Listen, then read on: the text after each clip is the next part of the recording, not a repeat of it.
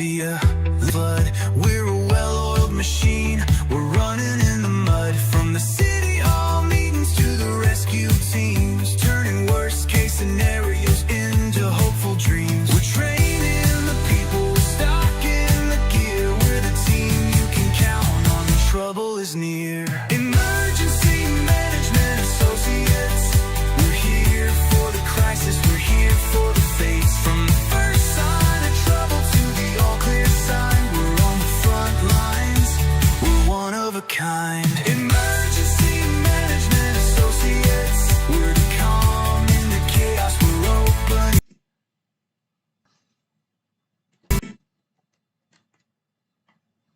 gates, connecting the dots and make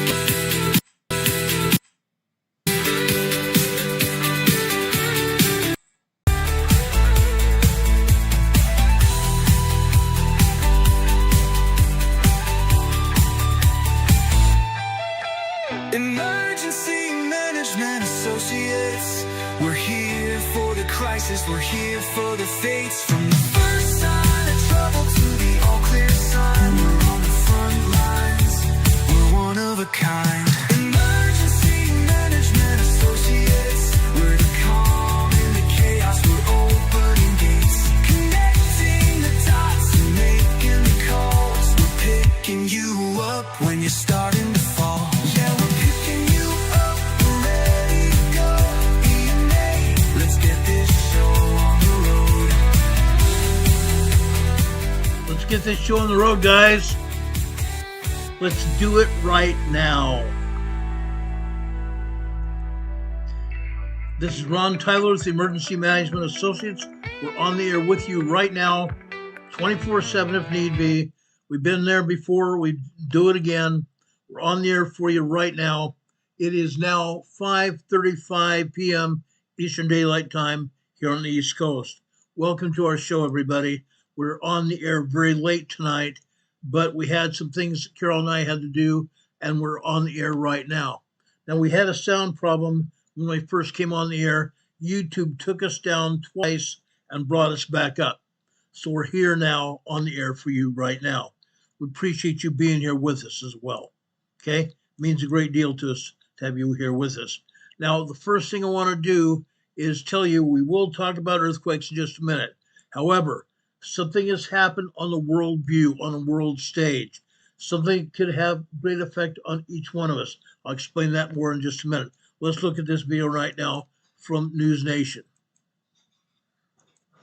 Rejecting President Trump's 15-point plan to end this war. The regime is now responding with its own conditions for a ceasefire. We've got the back and forth coming as the Pentagon also prepares to deploy thousands of additional troops to the Middle East. President Trump has given Iran until tomorrow to open up that Strait of Hormuz, and more strikes across the region continue to happen. Iran and Israel are exchanging waves of airstrikes. Israel's military saying that Iran has fired an average of 10 missiles a day at Israel. Let's get straight to international correspondent Robert Sherman joining us once again live from Tel Aviv with more on Iran's response, Robert, to this U.S. plan. Yeah, hey there, Marnie. Well, this reporting is coming in from Iranian state television, although it is being backed up by diplomats here in the region in a more public manner, in which the initial response from Iran has not been a positive one to the terms and the proposals laid out by the American side, with Iran saying that they're not ready to end the fighting here in the region and that they will end it on their own terms, on their own timeline.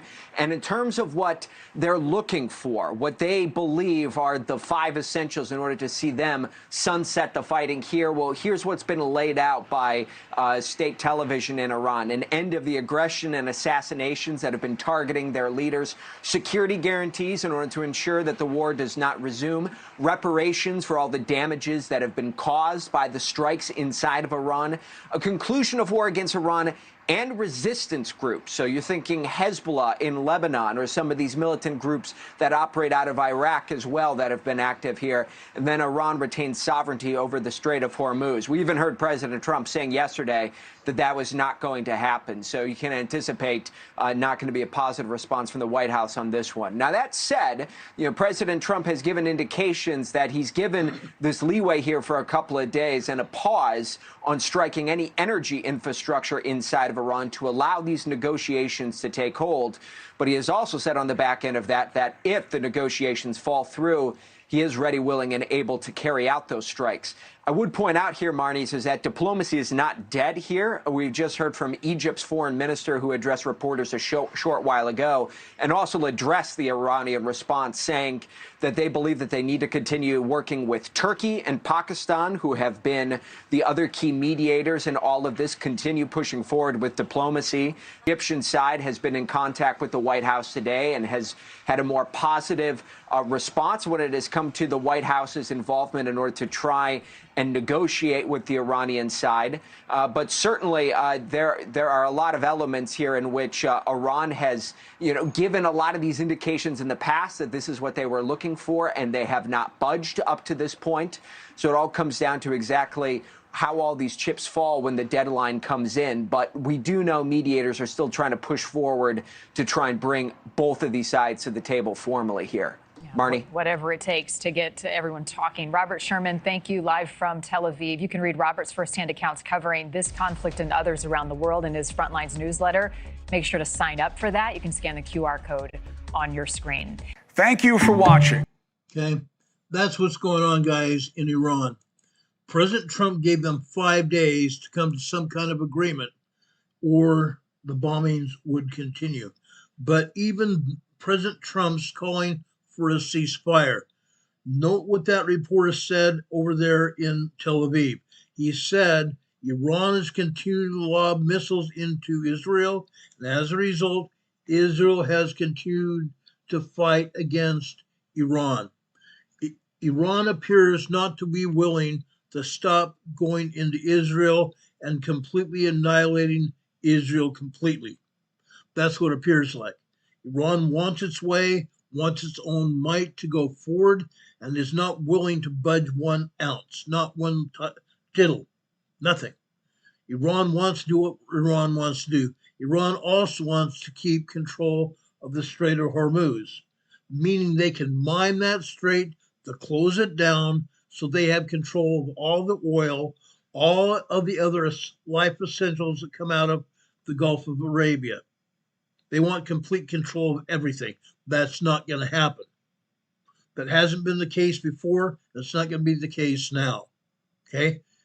Iran's going to keep the strait open or else, period. Okay? They're not going to have complete control over the Strait of Hormuz because they want to close it down anytime they get a hair up their butt. It's not going to happen. Not going to happen. Now, on this other side of this coin, the United States has also been proposing elements to stop this war. Iran has not even acknowledged that at all. They want their own way. On the same token, the United States is gearing up to bring thousands of more service members into Iran. Okay? We may have people on the ground very soon. We've already got 3,000 U.S. Marine Corps members nearing Iran's borders now as we speak. Okay? U.S. Marine Corps is ready to go to battle in Iran. United States Army is ready to go to battle in Iran. The United States Navy, the United States Air Force has been holding this battle through the air and completely taking control of the skies over Iran. Iran wants reparations from the war. Not going to happen. Not going to happen. The only reparations they're going to get is to repair buildings that people have to live in. People need to live in. That's probably the only reparations that are going to occur. Iran has wanted to make sure they have complete control over its people. Not going to happen. Those people deserve to be free. Those people deserve to do what they need to do when they need to do it and not have the government breathing down their backs, breathing down their necks and saying, if you don't toe the line, we're going to kill you. That's what Iran has been doing. Already this year, Iran has condemned to death 30,000 people and taken them to the graves. Unreal. Iran wants to live heavy-handed. It's not going to continue.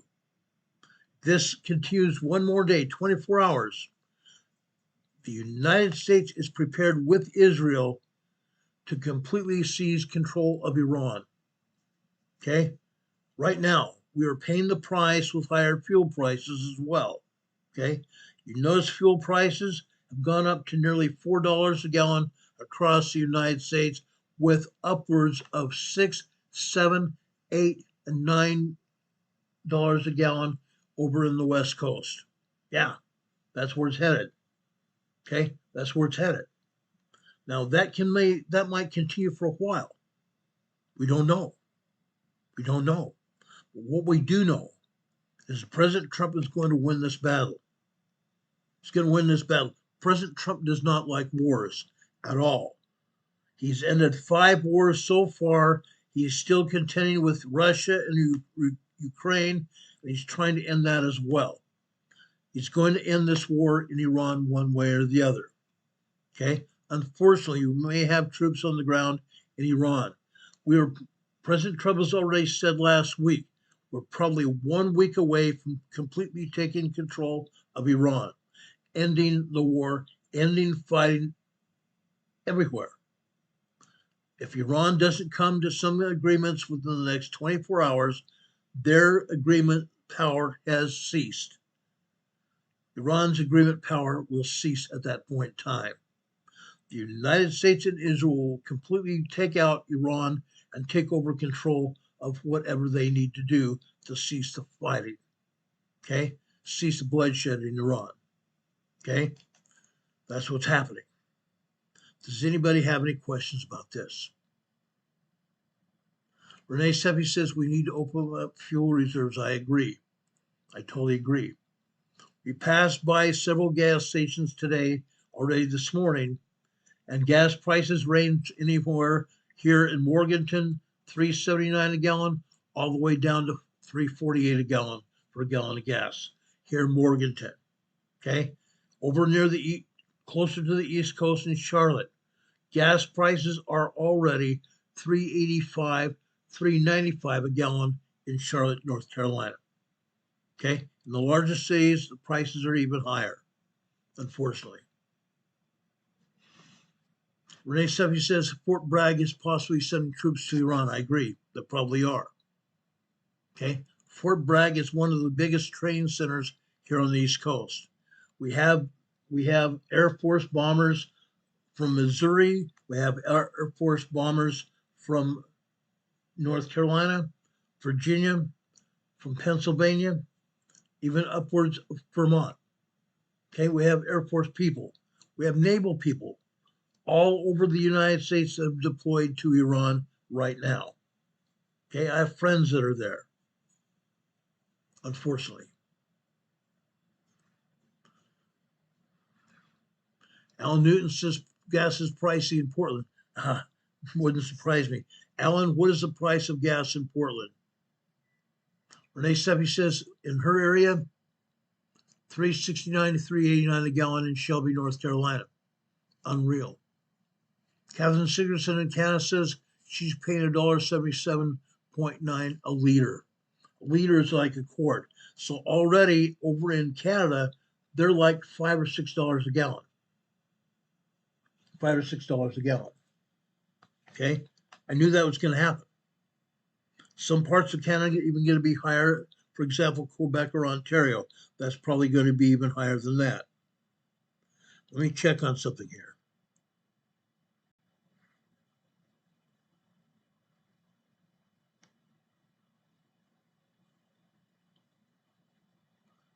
Give me a second here.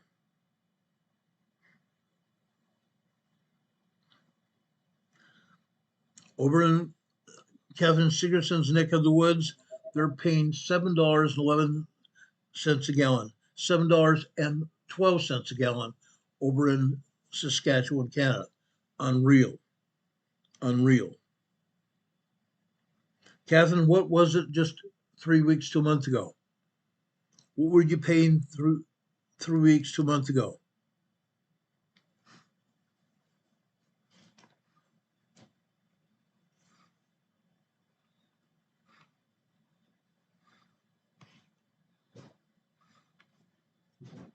Alan, what are you paying in Portland?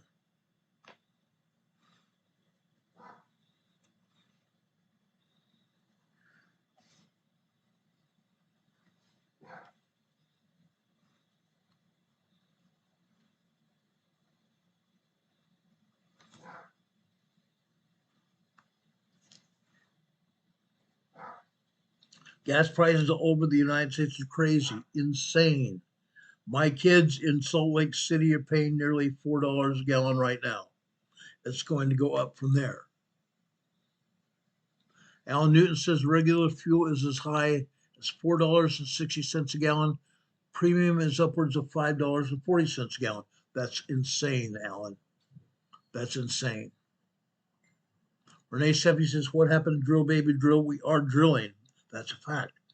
But because Iran has stopped oil from flowing through the Gulf, all of a sudden we have issues. That should never happen. Really should never happen. The people on the ground over in the Middle East control the purse of oil. They control the prices of oil, unfortunately. Okay? Shouldn't be the case. Here in the United States and Canada, we should be paying the lesser price of anywhere else, in my opinion.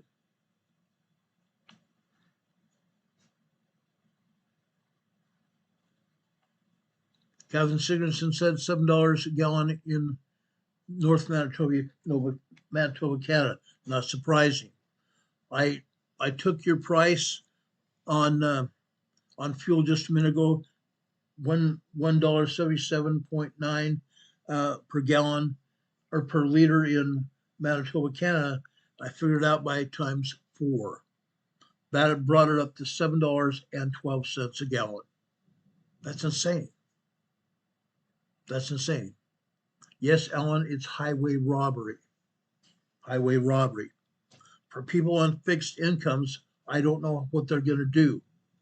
I myself, we are on a fixed income here, and we only get a few donations here and there from all of you, which we greatly appreciate. We only get a few donations from you guys to keep this program on the air. We try to save that money to help pay down the cost of bandwidth for this channel. But even that is expensive, and I have a feeling it's going to go up because we've been warned it will. I hope we can still stay on the air. It's insane. It really is insane. Anyway, let's go over earthquakes. Let's go and talk about earthquakes here.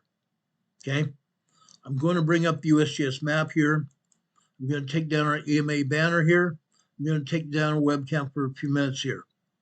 I want to go down here to the South Pacific first. Okay? Down here where we had earthquakes yesterday afternoon, evening. Okay?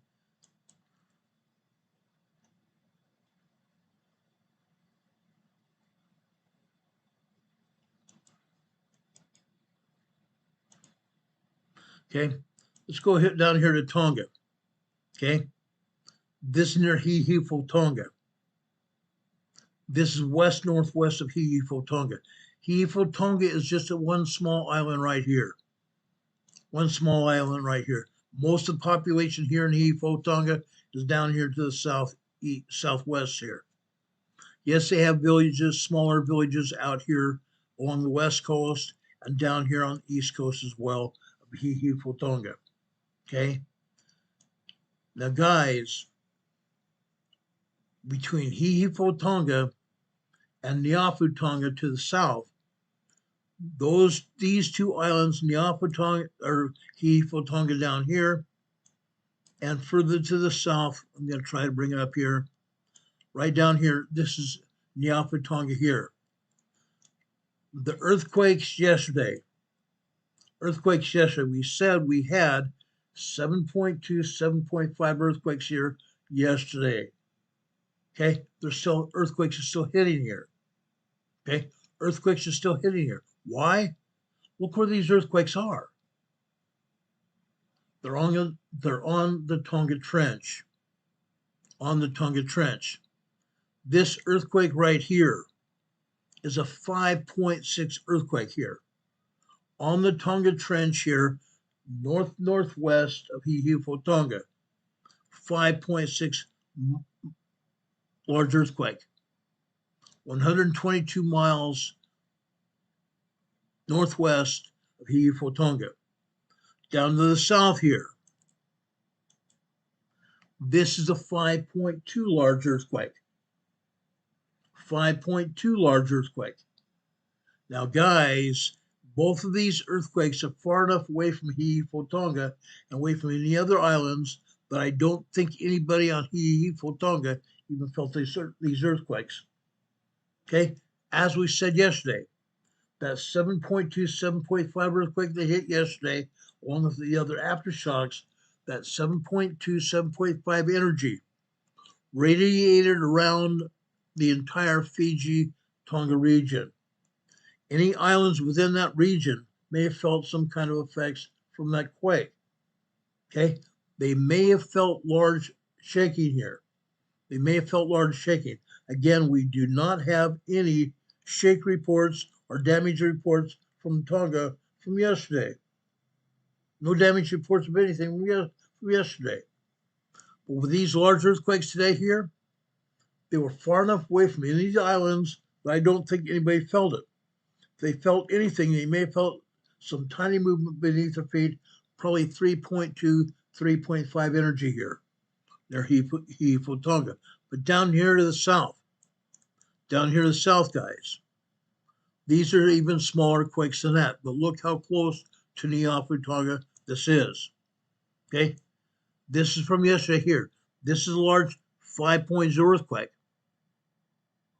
Large 5.0 earthquake here. This is also 4.6 earthquake here. This earthquake right here is also 4.6 earthquake. Now, guys, these earthquakes probably did some kind of damage over here on Tonga. They're close. They're a lot closer than Tonga is. Okay? I don't think they did much damage at all because these are just moderate earthquakes with one other large earthquake here. Okay? They're far enough away from Tonga, I don't think anybody even felt these earthquakes either. Okay? But the 7.2, 7.5 earthquake they felt to some extent. They did not feel the full effects of that 7.2, 7.5 because it was far enough away that they couldn't feel the full effects of it. Also, it was deeper, very much deeper. Deep earthquakes are not going to affect the surface of the earth like shallower earthquakes do. We explained that yesterday as well. That wasn't a very deep earthquake, although it was moderately deep. It was 230 miles deep. Or 230 kilometers deep, 142 miles deep. Okay? Moderately deep earthquake here. Now down here to the south here. Okay? This is a 4.5 earthquake here, south of the Fiji Islands. 4.5 earthquake here. Okay? This also is a very deep earthquake. 524 kilometers deep. 524 kilometers deep. Now let's turn on the depth to magnitude conversion chart here. The depth to magnitude convergence chart here. Let's look at 524 kilometers deep here. Okay? Over on the second column here, near the top, let's look at 525. We're going to have to add a 1.05 to this earthquake magnitude to assess how strong the new incoming quake is going to be. Meaning, deep earthquakes can birth larger shallow earthquakes. Deep earthquakes can birth or propagate larger shallow earthquakes. In this case, this deep earthquake, 525 kilometers deep, is going to birth or propagate a 5.7 earthquake. 5.7 earthquake, large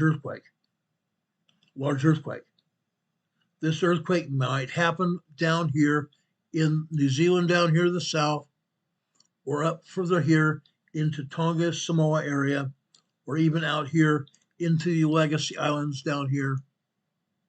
Legacy Islands right here, or over here into Vanuatu, or even further east into west into the Solomon Islands here. Okay, so we're going to see a larger shower quake, being a 5.7 earthquake sometime within the next 3 to 10 days. 3 to 10 days. Okay, we saw all the other incoming earthquakes that we said were coming. We saw that on Monday and Tuesday this week. We saw it on Monday and Tuesday this week. Okay, those earthquakes are done for right now. As I said about that 7.2, 7.5 earthquake that hit here in the Tonga region, the Tonga Samoa region, that seismic energy might move down here to New Zealand. Might happen to move down here into New Zealand. And if that's the case, it might spike the shockwave earthquake, a megathrust earthquake over here on the eastern shore of the large island, North Island of New Zealand. They are expecting upwards of an 8.0 earthquake here on the eastern shores of New Zealand on the North Island. They're expecting it. They said it could happen anytime within the next 25 years. It could still happen very soon. We don't know. But that 7.2, 7.5 energy could come down here to the south as well. Okay? I'm just throwing that out there. After yesterday's earthquakes in Tonga, New Zealand felt 4.2, 4.3 earthquakes here. 4.2, 4.3, 4.4 earthquakes here in New Zealand. Okay? They've had them. Most earthquakes here in New Zealand are 2.0, 2.9, 3.0, 3.9 earthquakes here. Okay? Now, over here in Vanuatu today, okay, this is a large 5.0 earthquake here. Okay? This earthquake is 120 miles north-northwest of Solo, Vanuatu. Now, guys, why are we showing you this earthquake? Number one, it's a large earthquake. Number two, we might even see another earthquake as a result of this earthquake. This is a semi-shell earthquake. Okay? But this earthquake can bounce around here as well. Large 5.0 earthquake, north-northwest of Solo, Vanuatu. Okay? This is out in the ocean. I believe this earthquake is far enough away from any landmass to not affect anybody at all. I hope that's the case. Okay? Now, let's go further here to the west. Okay? I want to show you this earthquake. This earthquake is in the Solomon Islands. And as you saw, this red earthquake here just happened. Red earthquakes just happened. Okay? When we first came on the air. This also is a 4.9, 5.0 earthquake.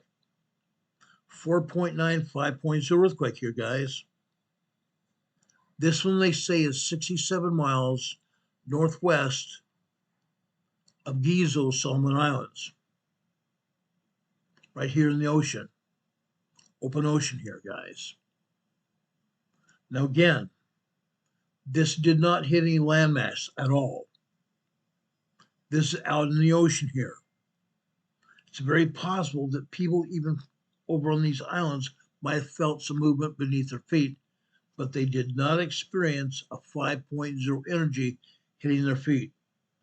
They might have felt some small earthquake movement, such as 3.5 to 3.9 small earthquake movement, but they did not feel a 5.0 earthquake. That's because the ocean waters absorbed the shock waves of the quake. Okay, let's go further to the west here. This time we're at Papua New Guinea. At Papua New Guinea here. This earthquake here is also a large 5.0 earthquake. Large 5.0 earthquake. Again, look where this earthquake is at. It's on the edge of the plate. Just like the 7.2, 7.5 was over in Tonga, on the edge of the plate. Okay, again, we have 7 different tectonic plates in play here. We have 7 different tectonic plates in play here.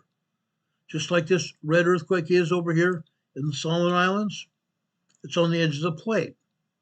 As this earthquake is over here in Vanuatu, on the edge of the plate. All these earthquakes over here in Tonga and Samoa are also on the edge of the plate. 7 different tectonic plates are in play here. 7 different plates are in play here. Notice this. Look over here in Indonesia and also in the Philippines. USGS is not showing any earthquakes here. That's a fallacy. There are earthquakes here. Plenty of earthquakes here. About 49 earthquakes in Indonesia. 5 earthquakes in the Philippines. Okay? These earthquakes range in size from 3.0 up to 4.5, 4.7 earthquakes in Indonesia and the Philippines. Okay? But again, 7 different tectonic plates are in play here, all throughout this region. Okay? One tectonic plate moves, they all move to some extent. One tectonic plate is subducting under the other in this area, this region. One tectonic plate is subducting under the other, just like this, all over throughout this region. 7 different tectonics in play here. 7 different tectonic plates in play here. They're all moving. That's why we have so many earthquakes in this region. Regardless of what USGS says is happening, it's not. They have a lot more earthquakes in play here than they are even talking about. A lot more. Okay, they always do. They never show all the earthquakes here, ever. Not ever. I want to go over here to Japan. USGS is only showing 1 earthquake. There are 3 earthquakes here in Japan. This earthquake here, okay? This is a 4.1 earthquake. This is near Kobe, Japan. Kobe, Japan. Kobe, Japan. This is 6 miles northwest of Kobe, Japan here. Okay? Also, this is 6.2 miles, 10 kilometers deep. Shell earthquake. Very shallow earthquake here. Being a 4.1 earthquake, these people felt this earthquake. Probably didn't do much damage. It's a moderate earthquake. Probably did not do too much damage. Might have knocked some books and necks off of shelves. Maybe even knocked some pictures or plaques off of walls. That's what those earthquakes do. They don't do much of other damage here.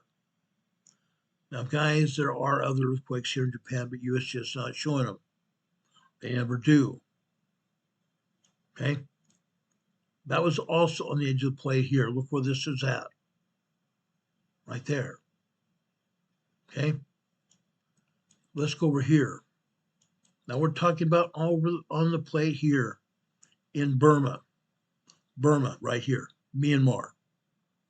This is a moderate 4.3 earthquake here. This is also an aftershock of the 7.4 earthquake that hit here months ago, last year.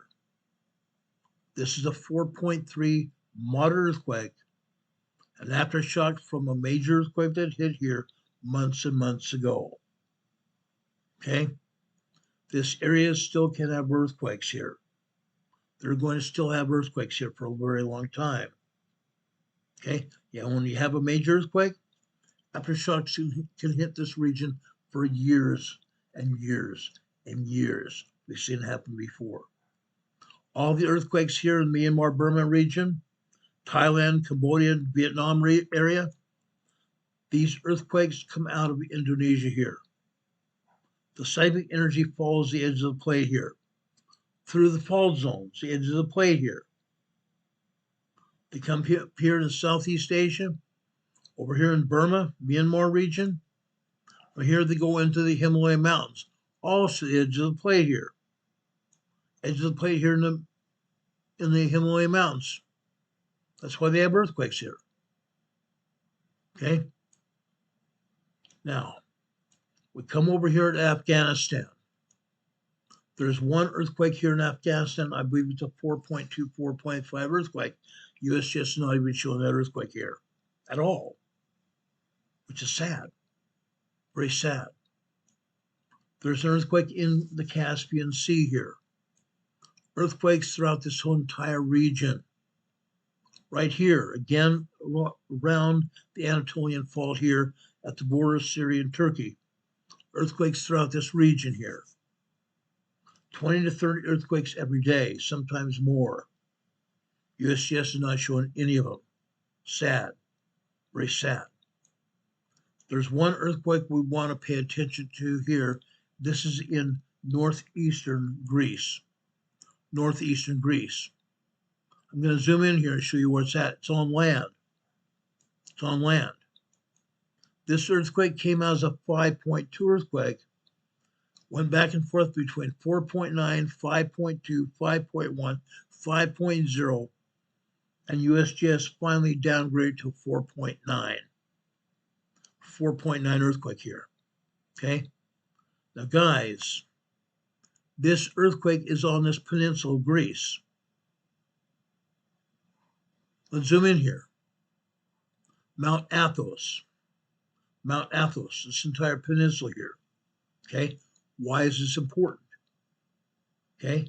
Usually we don't have too many earthquakes here. When we do have earthquakes anywhere in this region, they're usually tremors and or microquakes.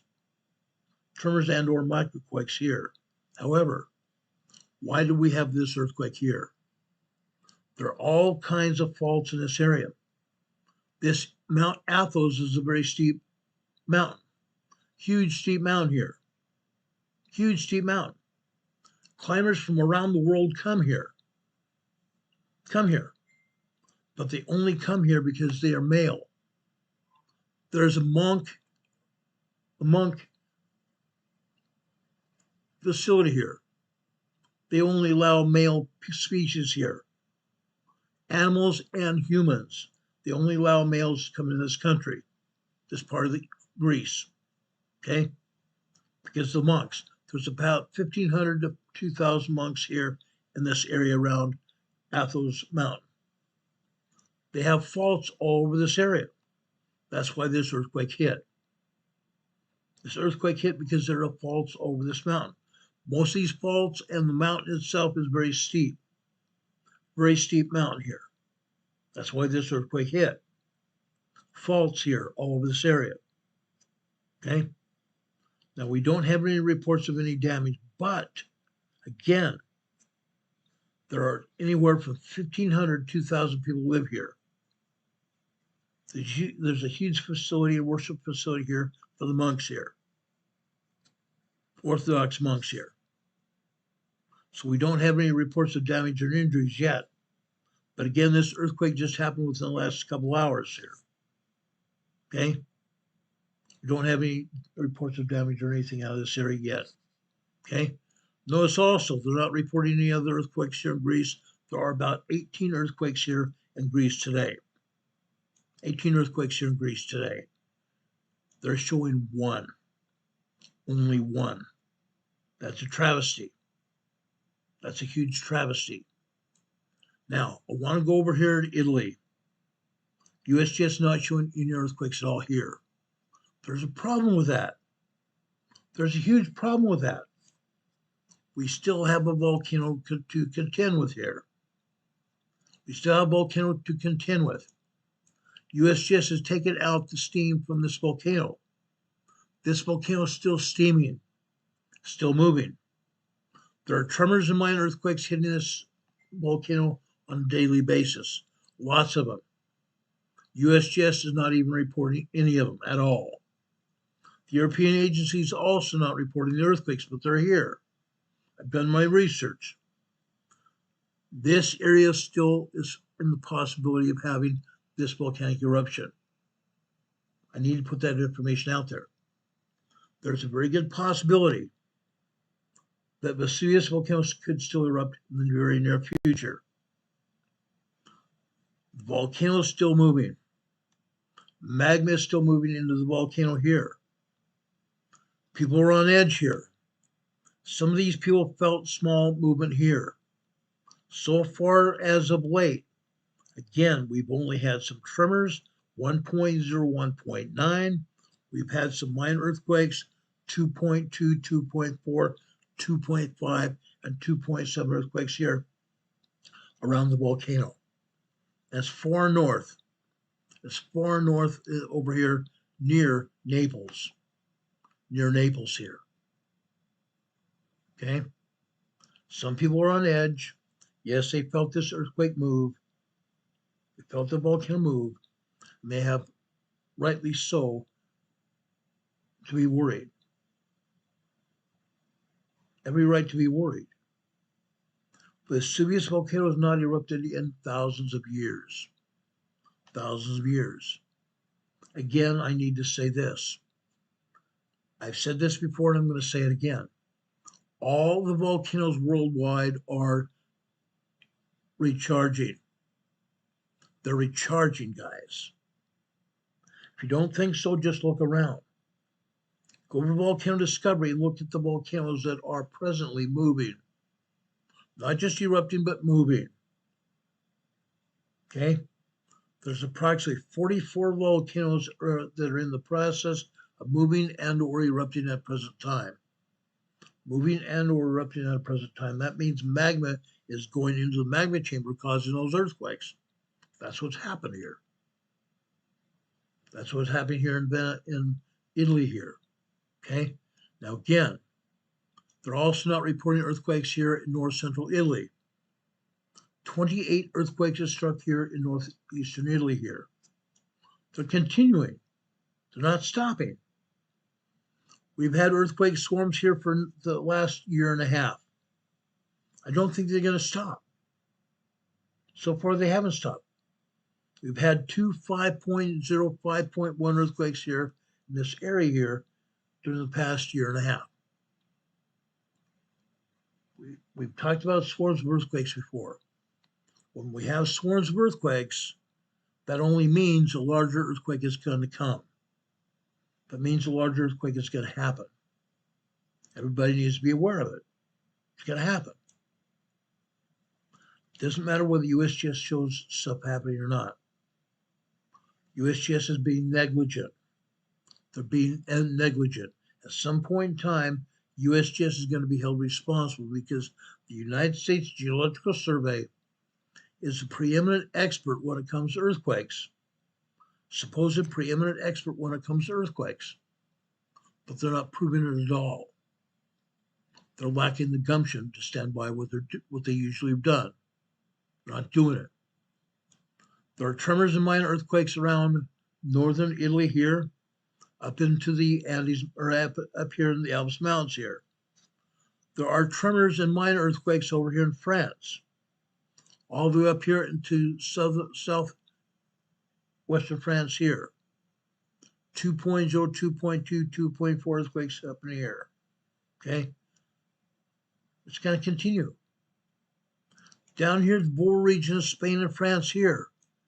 We have a minor tremor and a minor earthquake here, 1.6 and a 2.2 earthquake here at the border of Spain and France here. Down here in southern Spain, only a handful of minor earthquakes down here, 2.0, 2.4 earthquakes down here in southern Spain. Over here in the Strait of Gibraltar area, Azores Islands here. 2.6, 2.7, 3.0 earthquakes hitting here near on the western side of the Strait of Gibraltar here in the Azores Islands. That's pretty much the case all the time. Nothing new here. Now, I want to take you up to Iceland. Let's go up here to Iceland here. Okay? USGS not showing any earthquakes whatsoever in Iceland.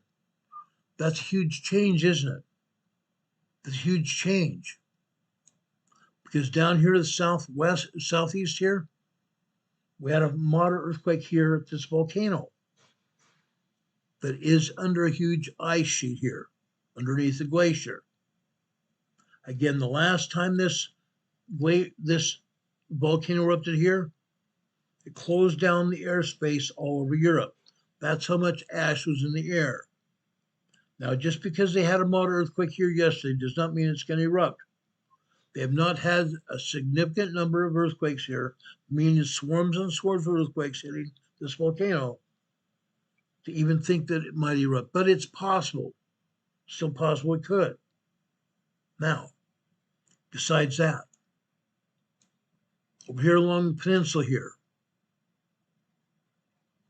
along this peninsula, we had quite a few earthquakes here yesterday, especially south here, south of Iceland.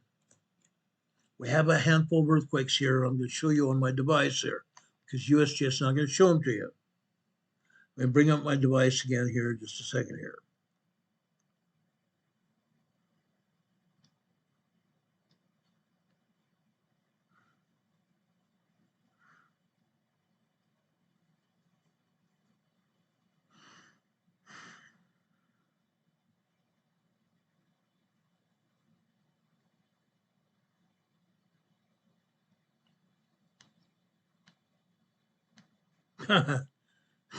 Now things have changed.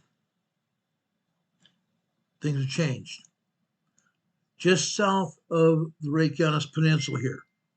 This is the Reykjanes Peninsula of Iceland here. South of that peninsula here, we had 3 earthquakes here earlier today. 3 earthquakes. Now we have one.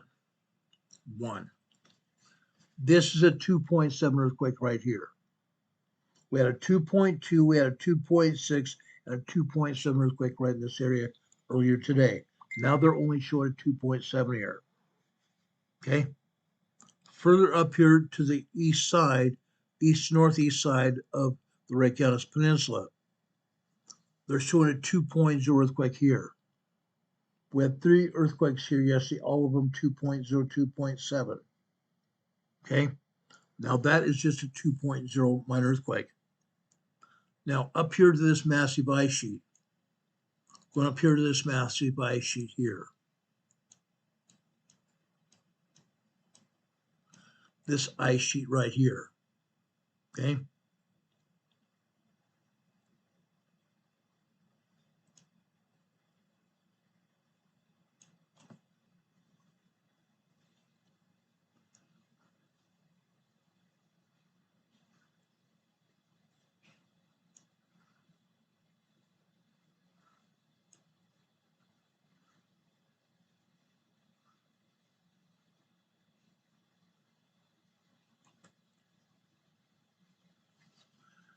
This is called Grimsfjell.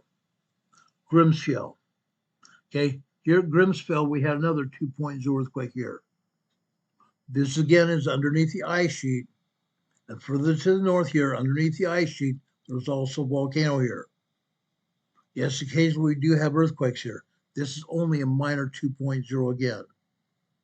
Okay, now I want to go back here to offshore, south of the Reykjanes Peninsula here again. Let's back this off here. Okay, let's go back here to the south of the Reykjanes Peninsula here. Yesterday, right here, we had 130 earthquakes right here. 130 earthquakes. Earlier today, like I said, they showed 3, and now they're only showing 1, 2.0 right there. Now, guys, I have an issue with that. Earthquakes just don't go away. The Europeans are also not showing many earthquakes at all. USGS not showing but 0. The Europeans are showing this 1, 2.0 minor earthquake here. Okay, we had quite a few earthquakes, over 100 earthquakes here yesterday. And today, they're not showing any at all. There's a problem here. There's a huge issue here, guys. That's not possible. Earthquakes just don't disappear. They just don't disappear, guys. It doesn't work that way. Okay? Now, I want to go back down here to South America real quick here. Okay? There are 42 earthquakes along the coastline of Chile, the borderline of Chile and Argentina, going up here into Peru area here, and going north here into Colombia. 42 earthquakes. Where are they, USGS? Where are they? Okay. Half of those earthquakes are right here in central Chile.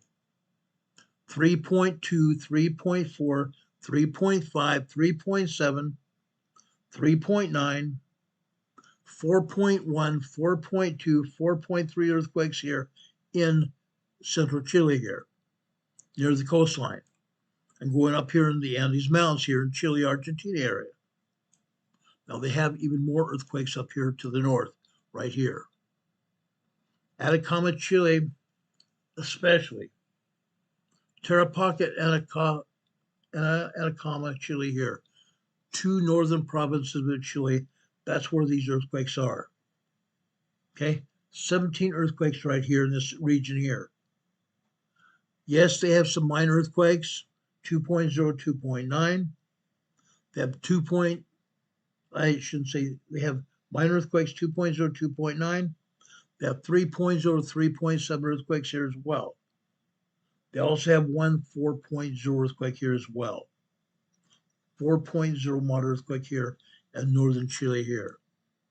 Okay, now, why are they not showing them to us? Why not? They pretty much never do.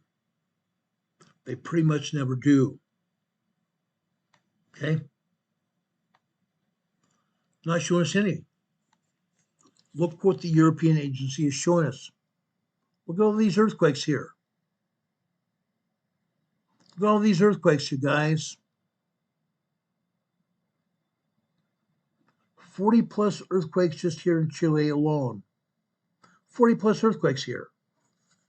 Going to Peru. Along the coast of Peru. This is a 3.5 earthquake here in central Peru. 3.5 small earthquake here. Okay?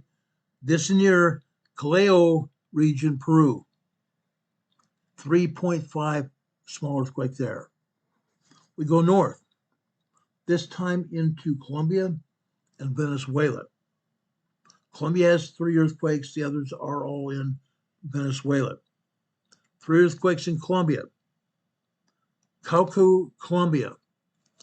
2.8 earthquake there. We go up to the north in Santander, Colombia. Santander, Colombia.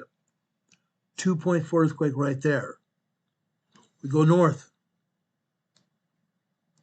One more here. This is a 2.9 here. Santander, Colombia. Then we go over here to Venezuela here. We have 2.8 earthquake here. Going north, we have 1, 2, 3, 4, 5, 6, 7 earthquakes here. 7 more earthquakes here. Okay? Actually 8. I'm sorry, 8 earthquakes here. We have a 2.5. We have a 2.5, a 3.0, and a 2.4. 2.5, 3.0, and 2.4 earthquake right there. Okay? Going further to the east here. All these earthquakes are on the same fault line. This is a 2.4 earthquake here. Okay? Going east. 2.5. 1.9. 3.7. Further to the east here, that's a 1.8 tremor. All these earthquakes are on the fault line here. They're all on the fault line. That's why they happened. Okay? And one more earthquake further to the southeast here. This is this is 42 miles east of Piraguan, Venezuela. Piraguan, Venezuela. This is a 2.93.0 earthquake right there. Again, all these earthquakes are on the same fault line. Same cotton picking fault line, guys. Where's that fault line come out of? Right down there to the south of Chile here. Same fault line, guys. That's the progress of earthquakes. They move to the north. These earthquakes move to the north here. USGS is not showing any earthquakes at all. Sad. Sad. You can't make this stuff up. Can't make it up. Now, we have 14 earthquakes here in Central America. USGS shows us none. Rarely do they ever show any earthquakes here in Central America unless they really want to. I think it's because they really want to. Okay? Down here in Costa Rica, we have a 2.5 and a 3.7 earthquake right here. 2.5 and 3.7 earthquake here in southern Costa Rica near the Panama border. Okay? Then we go north. This time in Nicaragua. Nicaragua. 7 earthquakes here in Nicaragua. 7 earthquakes here in Nicaragua. 1.92, 1.29, 1.49. Right there, these are minor tremors. We go north to the coastline, Nicaragua. Miramar, Leon, Nicaragua. Another 1.96. Now, guys, this is the first time in 7 years that we've shown tremors here in Nicaragua. Usually these earthquakes are 2.9 to 3.5 earthquakes here. 2.9, 3.5 earthquakes here. This is the first time we've seen tremors here in Nicaragua. Okay? Now off the coast here, on the Cocos Plate. This is a 2.46 earthquake here, minor earthquake. Going north, over towards the coastline here. This is a 2.57 earthquake here. One more earthquake just off the coast.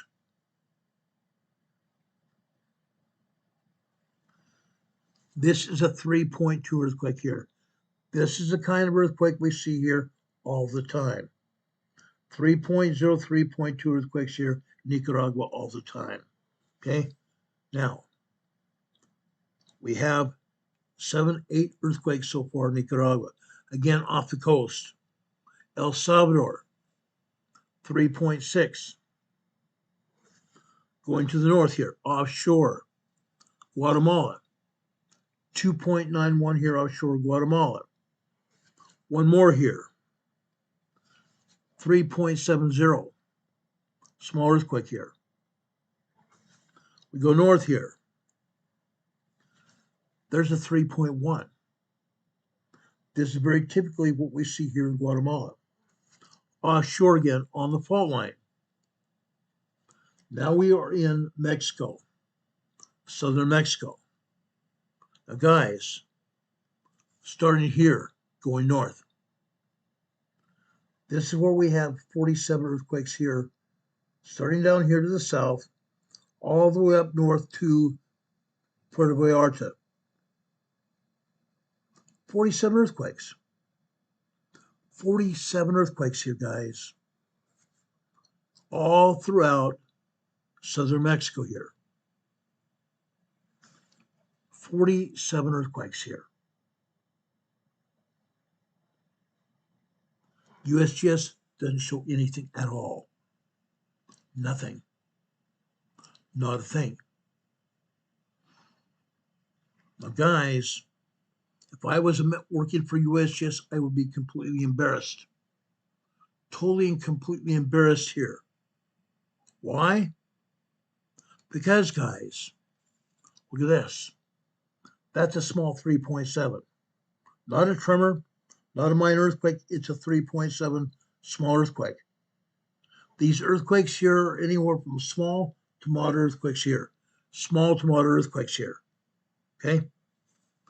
That's a 3.4 for the south here. Okay? Off the coast, 3.5. Further off the coast on the plate, that's a 4.0. There are 4.0s already all over the USGS map. Why are they not showing this 4.0 here today? Why not? This is very sloppy geology here. Very sloppy geology here. Anywhere from 3.4 all the way up to 4.7 earthquakes here in southern Mexico. Southern Mexico. Sad. Sad day, guys. Just south of Puerto Vallarta. South of Puerto Vallarta right here. That's a 3.3 earthquake right there. Okay? Small to moderate earthquakes from the southern part of Mexico near the Guatemalan border all the way to Puerto Vallarta. That's insane. That's insane, guys. Then, doesn't stop there. Let's go over here to Cabo. Let's go down here to Cabo. Down here, this is a 2.1 earthquake here. Then we go to the north over here on the San Andreas Fault. In the San Andreas Fault here in the Gulf of California, what do we have here? What do we have here, guys? More earthquake. Okay? USGS doesn't show any earthquakes here in the Gulf at all. None. Let me show you one here. This is the 3.9 4.0 right there. 3.9 4.0 earthquake right there in the Gulf of California. It's not the only one. It's not the only one. Right here. This is a 3.6 earthquake right there.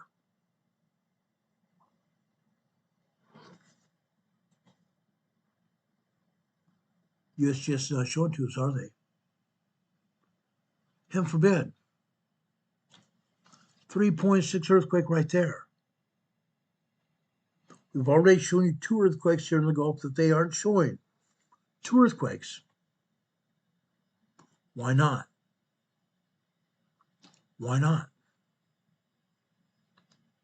As I said, I have issues with that. Then,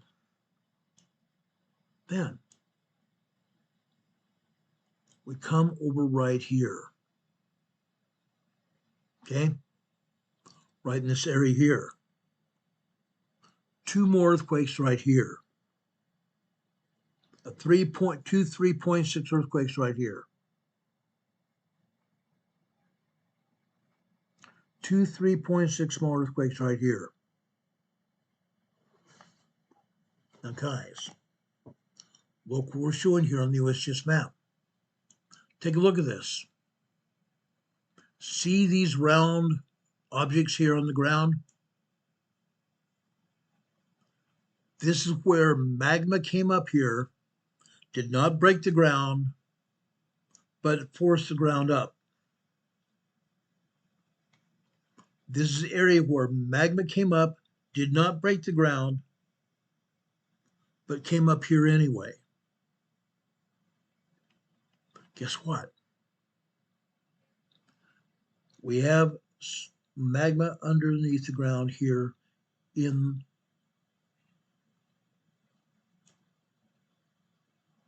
this area of Mexico, Baja California. Magma's down here. No, we don't have any volcanoes right in this area here, but there's a volcano to the north. But when we show areas like this to you, I want you to know this: there is magma down beneath the ground. It came up here, did not break the ground at all here, but it's showing its tail right here. Okay? Go north here.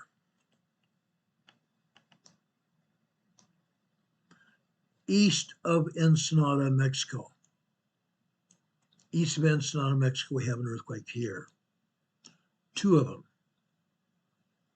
This is a 1.7 tremor. And this is a 3.3 small earthquake. This is about 100 miles east of Ensenada, Mexico. Northeast of Ensenada, Mexico. Small earthquake and tremor here. Okay? We have more. We have more here, guys. Right here. Again, south of the border here. Okay? South of the border here. This is a place that is 16 miles southeast of Campo, California. Campo, California is right up here. Why is USGS designating this earthquake when it's down in Mexico near Campo, California? It's not. It has nothing to do with the state of California at all. It's in Mexico, south of the border. South of the border, about 10 miles south of the border of Mexico here. Okay? This is a 1.1 tremor here. 1.1 tremor here. South of the U.S. border. It has nothing to do with Campo, California at all. Okay? Up here in the north. This is somewhat a different situation here. Up here in the north. Pine Valley, California. Pine Valley, California. This is a 1.0 tremor here. 1.0 tremor. This is in the mountains region of the Cleveland National Forest here in northeast San Diego County, or southeast San Diego County. Cleveland National Forest here. I spent many good times here in Cleveland National Forest, hiking with both my police officer friends and also my scout troop that I had here in the forest, hiking, camping, and having a grand old time. Grand old time down here. Okay? But these are not the only earthquakes here. There's a lot more. A lot more. Let's go over to my stomping grounds. My old stomping grounds here. Lakeside, California. Okay? Lakeside, California. Guess what? Up here near Lakeside, north of Lakeside where I lived. Where's this at? They say this is a quarry blast, guys. They say this is a quarry blast. It's not. It's not a quarry blast, guys. It can't be a quarry blast. No way possible it could be a quarry blast, guys. Why? Why do you think it can't be a quarry blast? Number one, there's some buildings here. There are some buildings here. It's not a quarry blast at all. The quarry down here is a quarry there. There is a quarry there. Okay? There is a quarry. Granted. There's been quarry blasts all throughout this area, but it's not happening here right now. This is a building area, guys, possibly related to that quarry. But this is not a quarry blast, USGS. This is a 1.1 tremor here. 1.1 tremor here in Lakeside, California. Unreal. We've seen USGS do this before. They call it quarry blast, and it's not anywhere near the quarry. This one is in the quarry area, but not in the quarry itself. It's in the building area. Okay? Not the quarry at all. They've done this before, they'll do it again. All kinds of activities here. All kinds of activity here. All kinds of it. Right here. This is 1 mile just outside of Julian, California. Just outside of Julian, California. Julian is a great little cowboy town. Cowboy mining town here in Julian. Great place to be. Really great place to be here. Spent many hours here in Julian. Okay? Down here, this is a 0.8 microquake. 0.8 microquake here. Okay? Yes, a year ago, we had a 5.1 earthquake here. 5.1 large earthquake here. This is another aftershock, a microquake aftershock. Okay? Now, we've talked about Julian before. I'm going to talk about it briefly again. Julian is a old mining town. Okay? It's a tourist trap now. It's a cowboy town. Okay? You can go here, walk around town.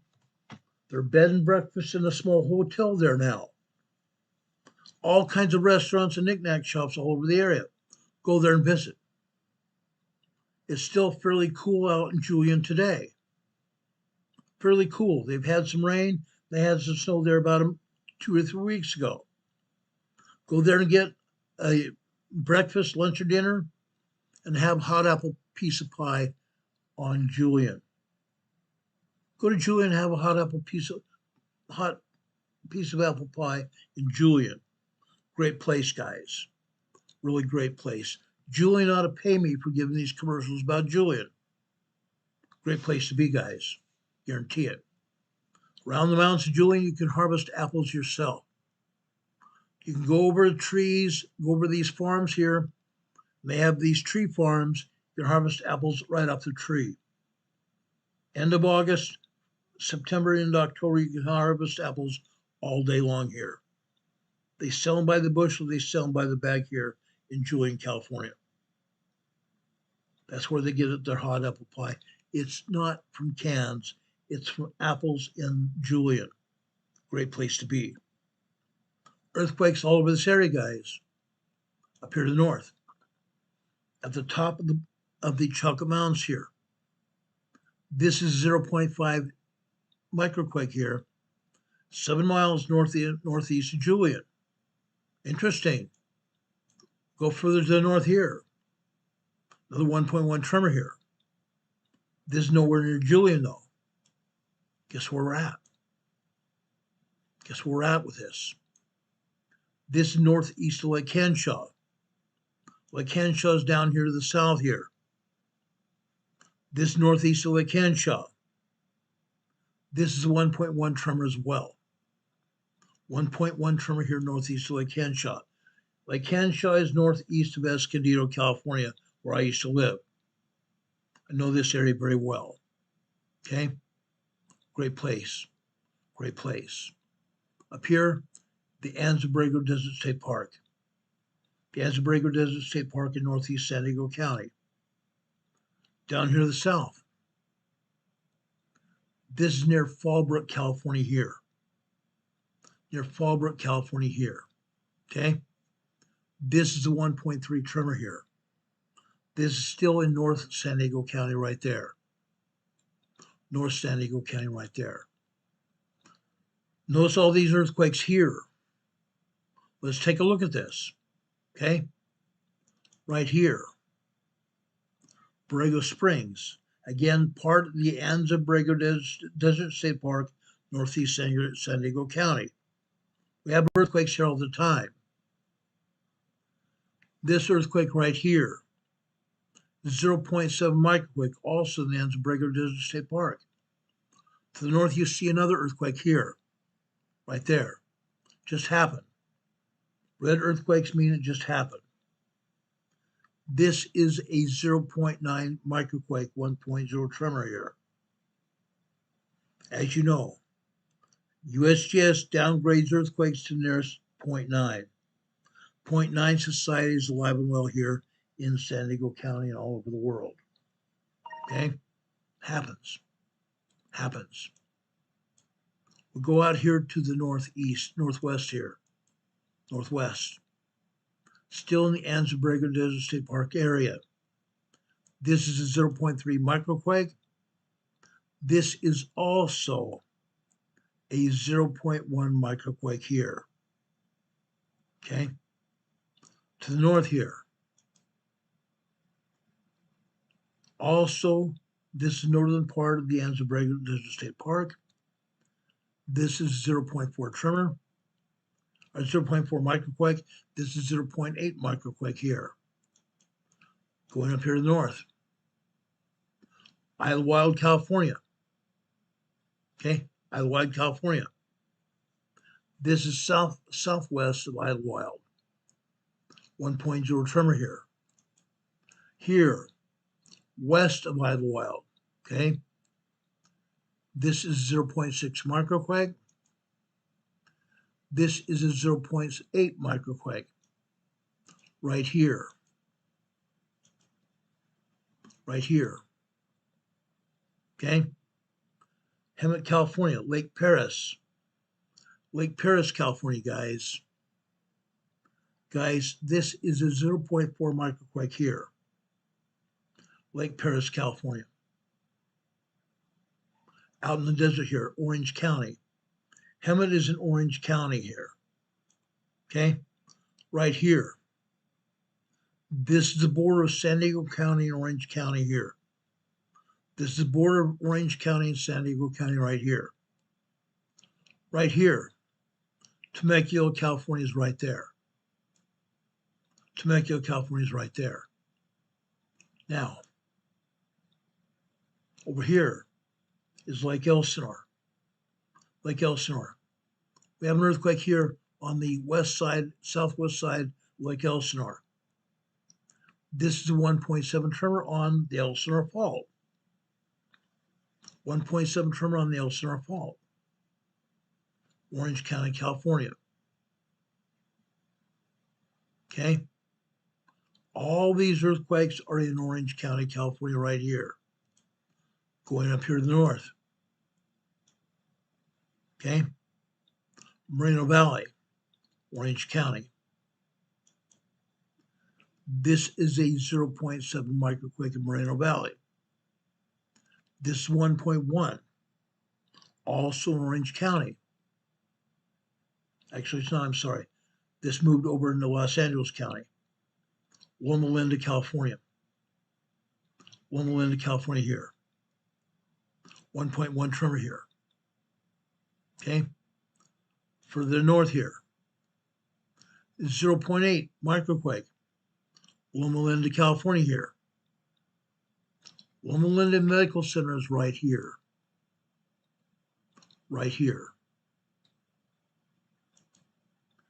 This is also 1.7 tremor here in Loma Linda, California. Okay?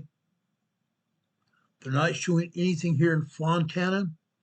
They're so wrong. So wrong. Fontana has a bunch of earthquakes here. Fontana also has a bunch of earthquakes here. They have a bunch of tremors. They have a bunch of minor earthquakes. They have 4 3.0 earthquakes here today. 4 3.0 earthquakes here today in Fontana. Unfortunately, you're not going to find that information on the USGS or Caltech website. They've taken that information down.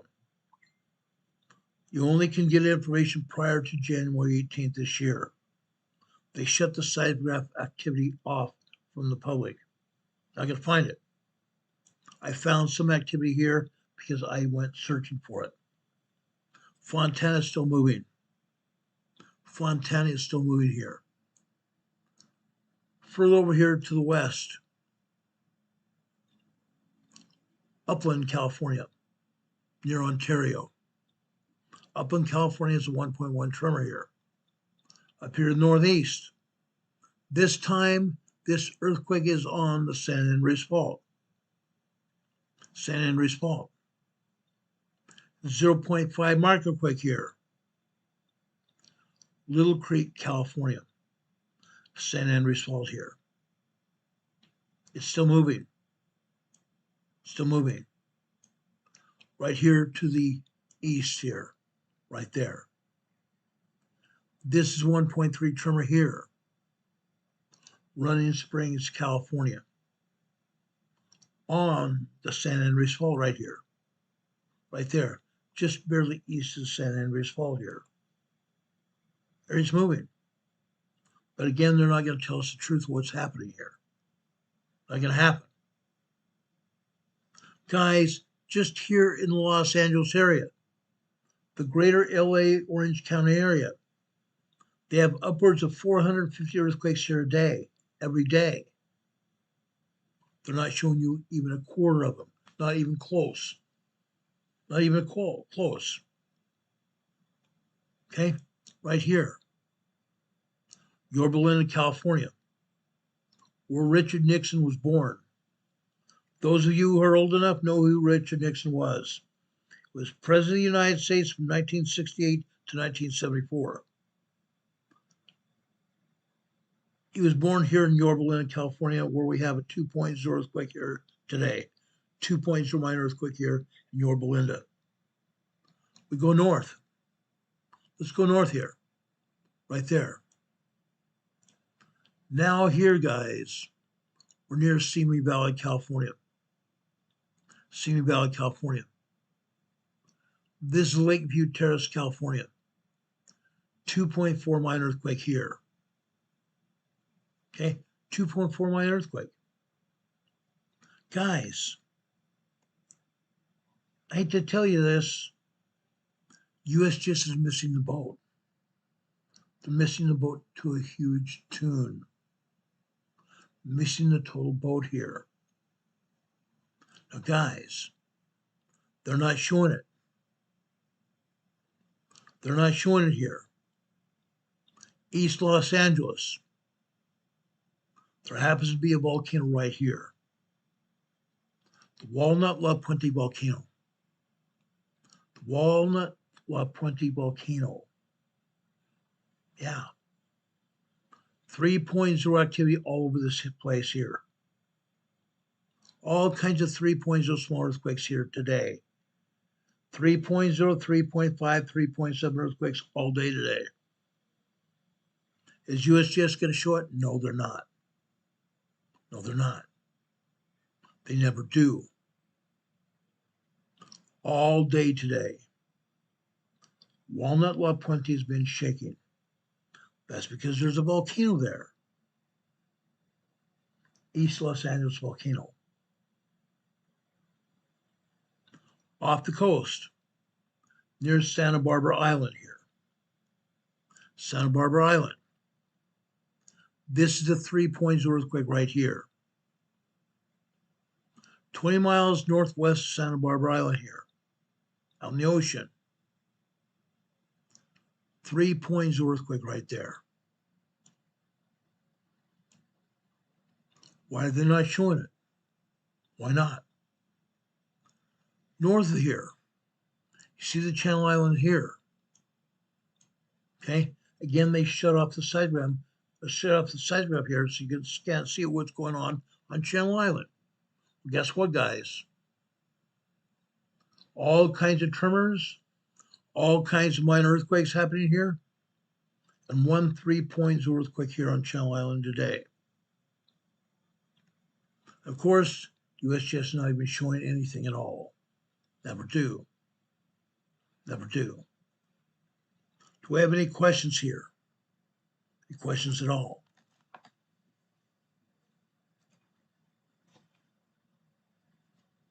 Okay. I'm going up here to show you San Francisco next. And then tomorrow, we're going to talk about the Pacific Northwest. Tomorrow, we're going to talk about the Pacific Northwest. Over here is south of San Francisco Bay. Okay. This is Morgan Hill on the Hayward Fault. This is a 2.4 minor earthquake here in Morgan Hill, California. Okay? Up here on the San Andreas Fault, on the west side of the San Francisco Bay here, Pacific of California here. Pacific of California.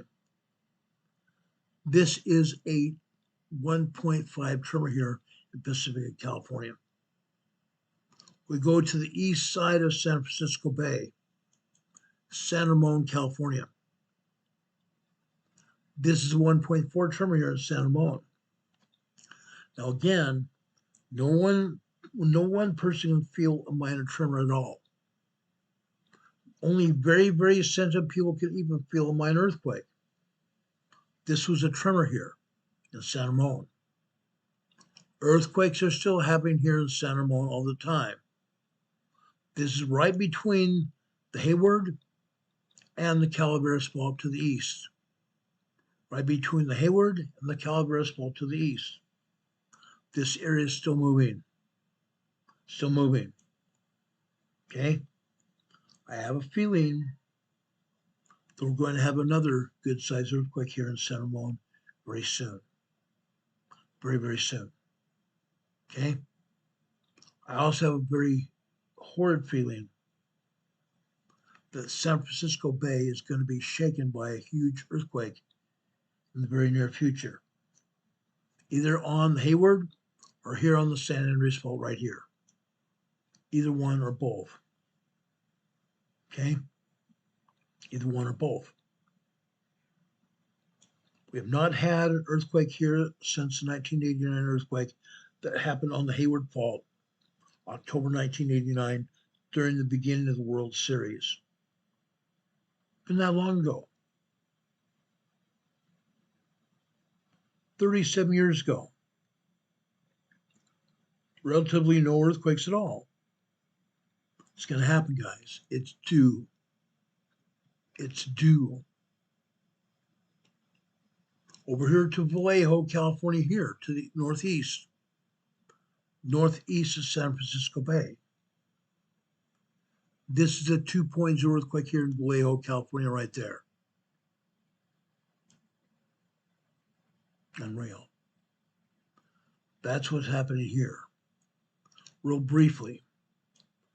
Off the coast of Northern California here. Two earthquakes. This one right next to the coast on the San Andreas Fault. This is a 2.0 earthquake right there. On the Gorda Escarpment here. On the Gorda Escarpment right here. This earthquake fault that runs west of the coastline. The Gorda Escarpment. This is a 3.4. 3.4 small earthquake here on the Gorda Escarpment. The southern end of the Cascadia subduction zone. The southern end of the southern Cascadia subduction zone, guys. Earthquakes are still happening here. Still happening. They're hardly showing anything here in the Pacific Northwest at all, but guess what? There are earthquakes here. There are earthquakes. They're still happening, regardless of whether the USGS wants to show them or not. They're still happening. Up here. This is on the southern side of the Puget Sound. 2.4 earthquake here near Belfair, Washington. 2.4 earthquake near Belfair, Washington here. Okay? Insane. Down here to the south. Brooks, Oregon. This is 1.1 tremor here. Up along the Canadian border with Washington. This is 1.4 tremor here. Near Glacier, Washington. Glacier, Washington. I have more information for you tomorrow about the Pacific Northwest, but guaranteed. There are hundreds of earthquakes here today already. There'll be hundreds more earthquakes here tomorrow. I promise you that. Promise you that. Do we have any questions about anything I've talked about tonight?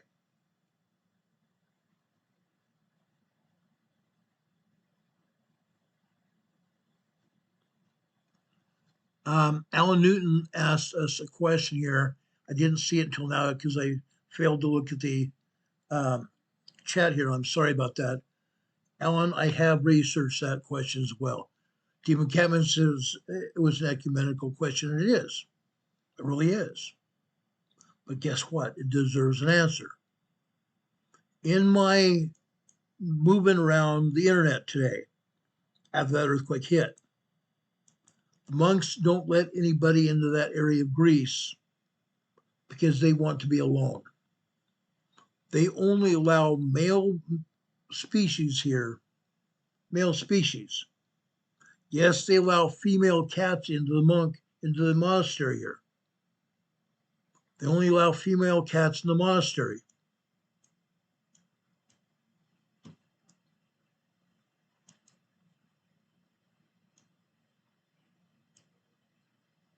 Let me pull that earthquake up again here in Greece.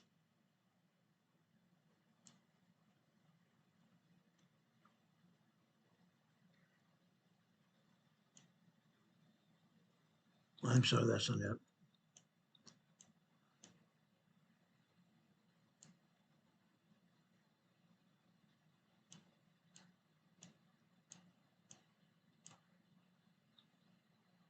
Daggone it. Right there. Okay. Down here on this peninsula of Greece, Athos Peninsula here. Okay. Yes, we had a 5.0 earthquake here. May have been a 5.1. But yes, the monks have a rule here. It's a 1,000-year rule here on the peninsula. Only male species can come here, but the monks do allow female cats here. Female cats. Unreal. Unreal. They want to keep, I believe, yes, I do believe they want to keep temptation away from the monks. They only allow male members of the species here on this peninsula, anywhere on the peninsula. It's against the law to have any females here at all.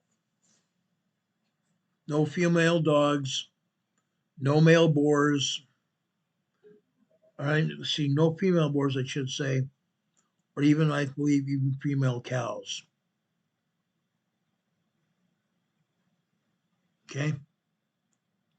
That's what's going on here. That was a good question. That was a very good question, Alan. I appreciate it.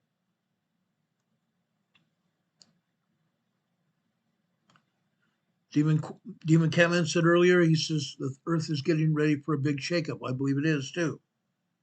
I believe it is. Major earthquake is going to happen. It's literally a matter of time.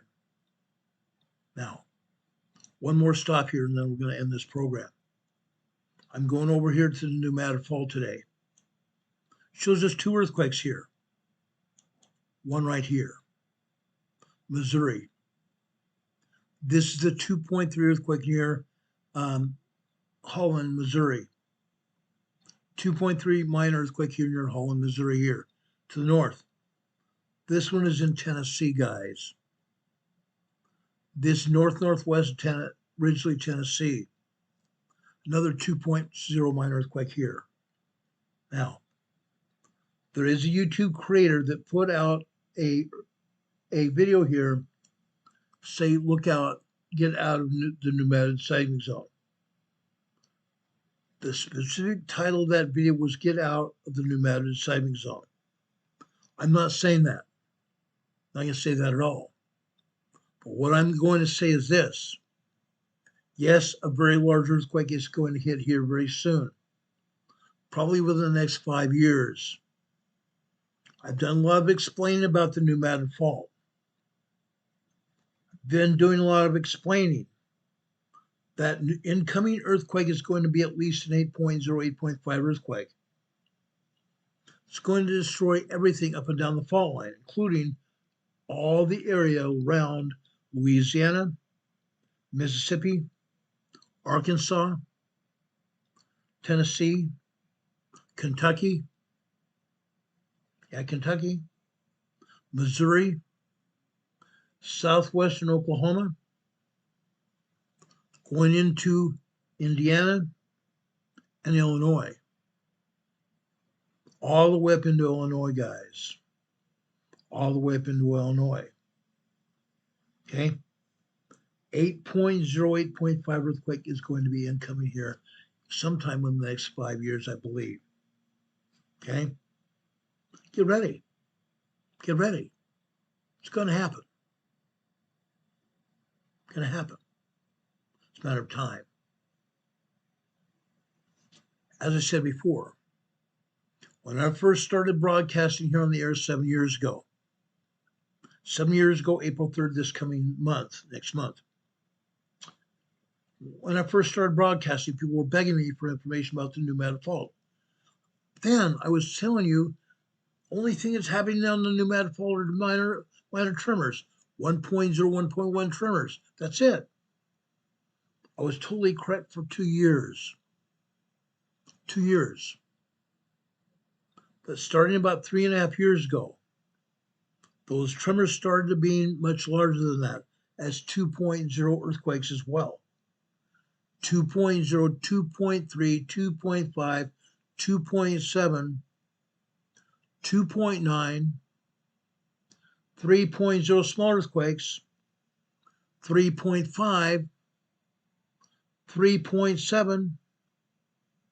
Yes, we even had a 4.5 here on the pneumatic fault within the last year. On the pneumatic fault within the last year. It's happening. It's happening. It's very sad that USGS is denying it's happening, number one. Number two, it's very sad they're not even showing anything going on. They're only showing 2 minor earthquakes here today.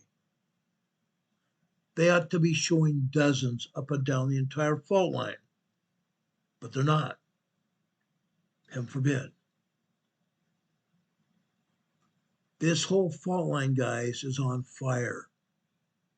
Not on literally fire, but is on fire seismically. Seismically. Up and down the entire fault line here. Up and down the entire fault line here. All the way down here to the Gulf of America. Yet USGS is trying to say, oh, nothing's going on. Insanity. Insanity. Now, guys, all evening long, we've been showing you the USGS map. We've been talking about what's been going on in the Gulf of Aveyah. Been talking about what's going on all over the world. Now, guys, we'd appreciate your support to keep this program on the air. We have 2 PayPal locations that are scrolling across the bottom of your screen. You can go there and give us donations to our PayPal accounts. We'd appreciate it. Appreciate it very much. Also, just below that, our mailing address, the postal address, 504 Bethel Road, Box 401. Morganton, North Carolina. Zip code here is 28655. We don't get enough mail here. We don't get enough mail. Used to be we'd get 1 or 2 letters or cards here from all of you every day. Doesn't happen anymore. We'd love to see you. Love to see cards and information from you. Inside your letters, you can stick a check or even cash inside your letter or inside the card you mail us and mail to us. 504 Bethel Road, Box 401. Morganton, North Carolina. Zip code here is 28655. We'd appreciate hearing from you. We do that. We appreciate you very much. Appreciate you very much, guys. We love you. We care about you. Also send us comments and questions.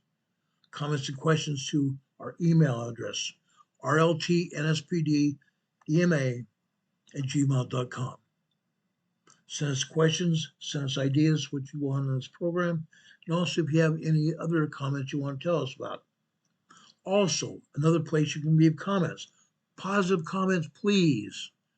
After this video is closed today, go down below the video here, leave us comments. YouTube puts up an area for comments here. Leave us positive comments here as well. Also, give us a thumbs up before you leave our program today. We'd appreciate it. Appreciate it very much. Okay? Love you guys. Love you very much. We pray for you every day. Now, in closing, okay? I've been showing the same message for the past week or so. The same Easter message, okay? Palm Sunday is this Sunday, okay? Palm Sunday is right after Christ made his final entry into Jerusalem. He had the Last Supper in Jerusalem with his disciples. Then he left the Last Supper and went out with some of his disciples here to the Garden of Gethsemane. He left some of his disciples in the garden to pray, and he went further in the garden here, and he prayed to his Heavenly Father. He said, Father, if it be what I will, take this cup from me. But not my will be done, but thine be done. Christ knew from the very outset of his mission here on this earth. He knew what his mission entailed. He knew what he had to do. Christ was persecuted, as were the disciples. Christ was tempted by the worst of them, by the best of them. They failed the temptation. Christ won the victory. Christ healed the sick. He healed people that were lame. He raised the dead. Committed miracles in public. He proved who he said he was. He preached to the disciples and preached to the Pharisees and Sadducees in the temple. Tempted. But here in the garden, he prayed that the cup could be taken from him. He bled from every pore in his body here in the garden. He knew his mission. He had all kinds of pressure and anxiety upon him. He knew what he had to do.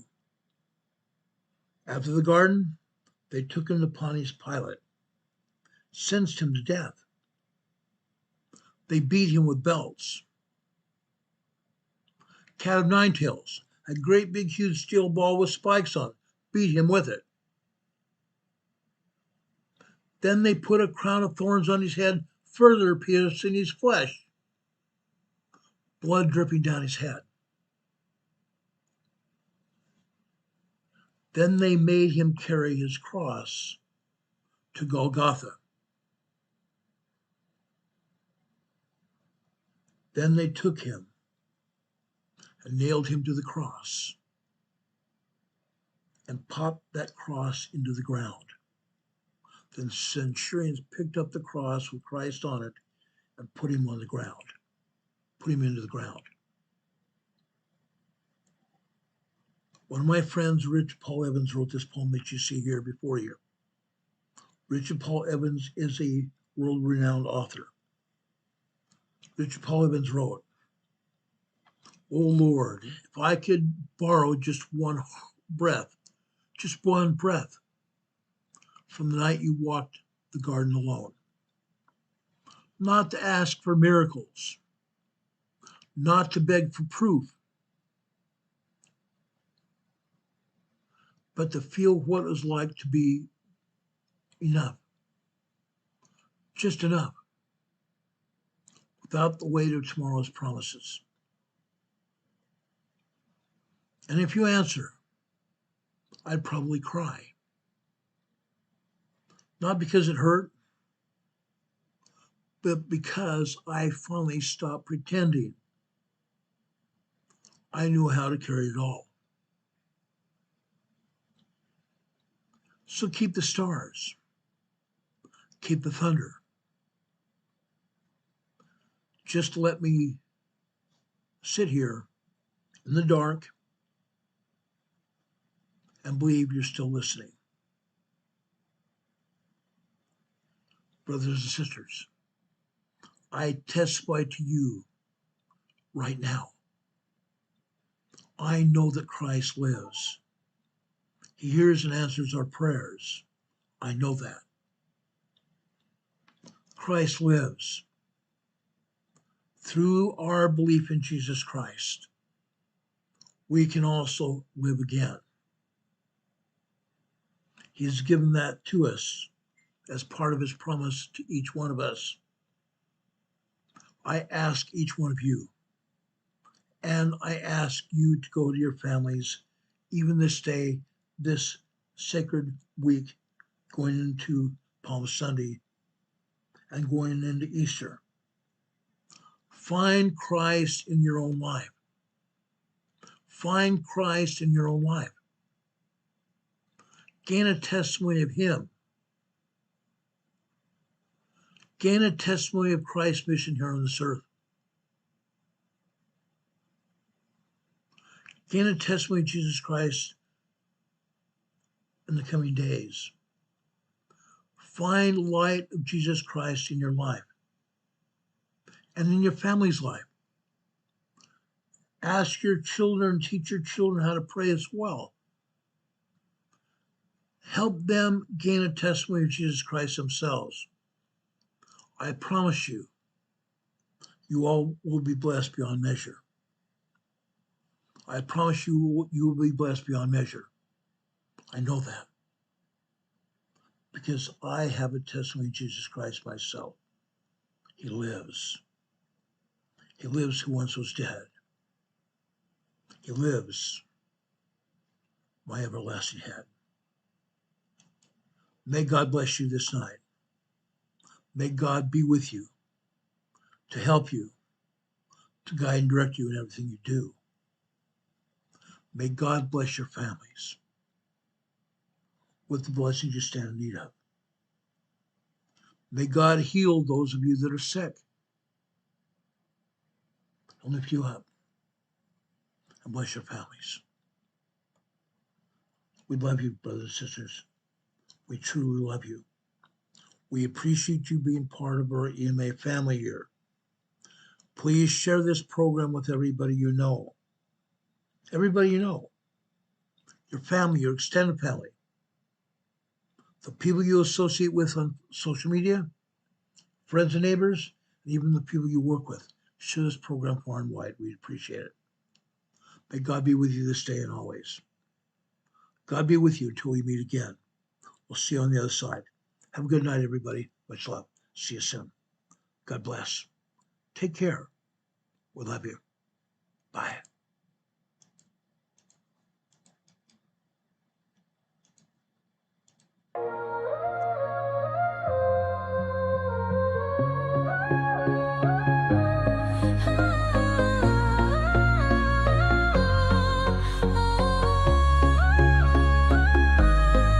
Here at Emergency Management Associates, we're dedicated and true, bringing you the essential knowledge, helping you see things through. From disaster preparedness to navigating recovery's embrace, we're here to guide you in every unpredictable time and place.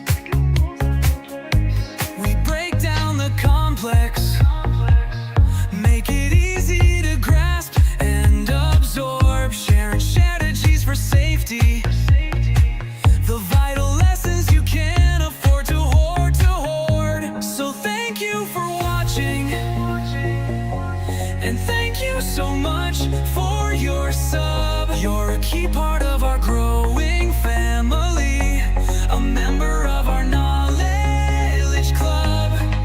With every like, every share, and every comment you send our way, our critical message spreads further, helping more people every single day. Together we're stronger and more prepared. That's the truth we all abide.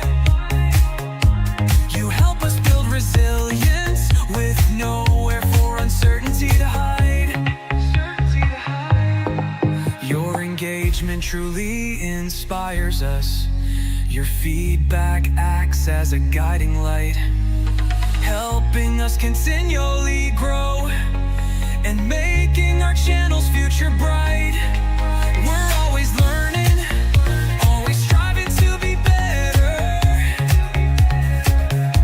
Bring you the most up-to-date information, no matter the weather. Emergency Management Associates is here for you now and forever, it's true. Keep watching, keep learning, because we truly appreciate all that you do. Thank you.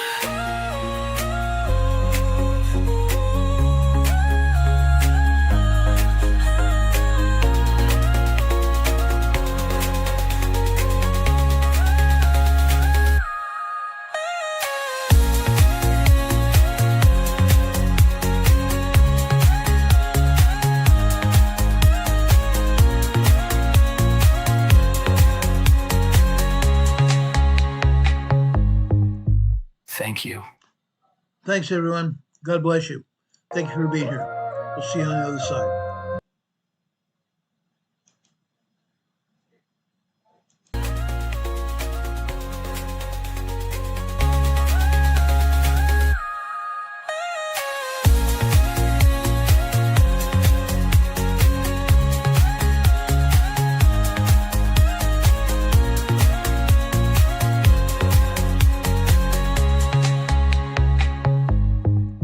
Thank you. Thanks, everyone. God bless you. Thank you for being here. We'll see you on the other side.